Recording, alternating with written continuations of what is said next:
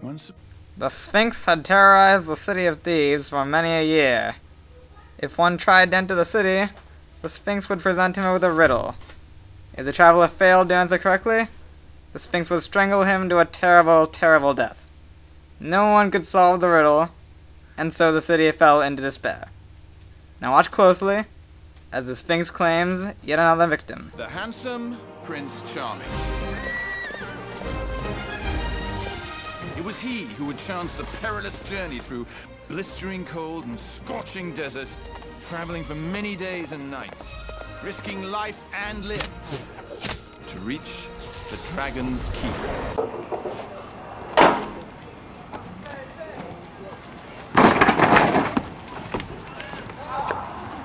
Hey man, what are you doing on my turf? I've got some important news that the king needs to hear. I think not, buddy. Before you can pass, you're gonna have to answer my riddle. Okay, bring it on. So, chump, what walks on 4 legs in the morning, on 2 in the afternoon, and on 3 in the evening? Answer quick, son. A dog? No, you're an idiot.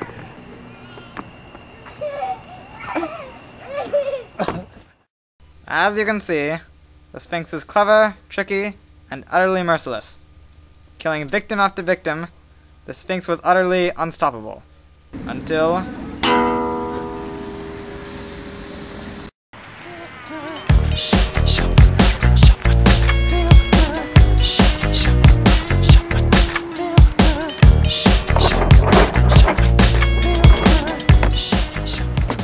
Let me through, woman. Now who do you think you are? I'm Oedipus. Oh, really? Well, before you pass, you have to answer the riddle. Let's hear it. Okay, well, what creature walks on 4 legs in the morning, 2 in the afternoon, and 3 in the evening? You've got to be kidding me. That's the easiest thing I've ever heard. Oh yeah? Put your money where your mouth is, son. The answer is man. Man walks on all 4s as a baby, 2 as an adult, and 3 legs as an old man. No!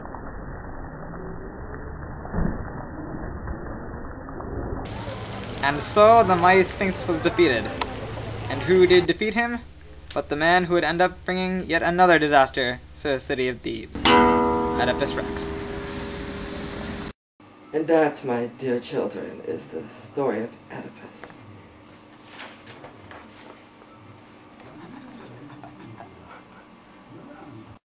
But Grandpa, how is the riddle of the Sphinx a metaphor for the life of Oedipus? Foolish, ignorant child. Well, it is very simple, but maybe not simple enough for your little brain. In the riddle, the baby, it's pretty helpless in the sense as Oedipus as a baby also was very helpless because he didn't have any, his legs were all screwed up.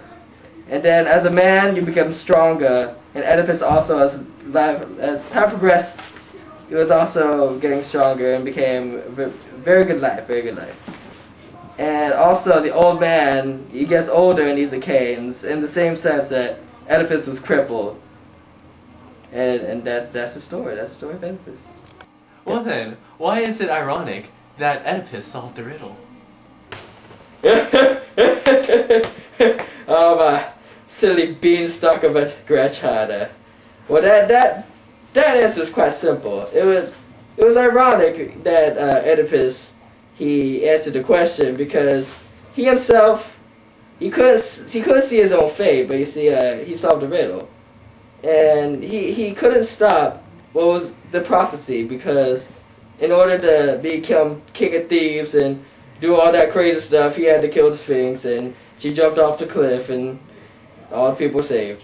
And also, the way he solves the riddle to save Thebes, but brings the town bad omens by being president. So that's also ironic, because he thinks he's gonna save.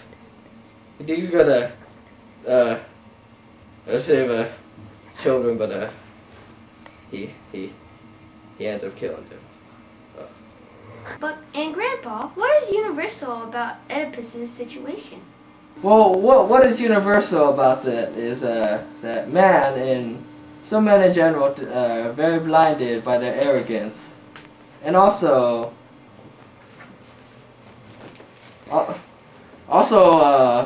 you cannot. Some people can't control their fate because it is too close to them.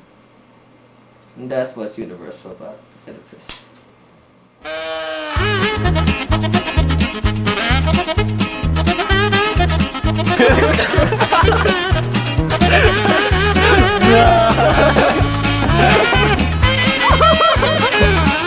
This isn't going well.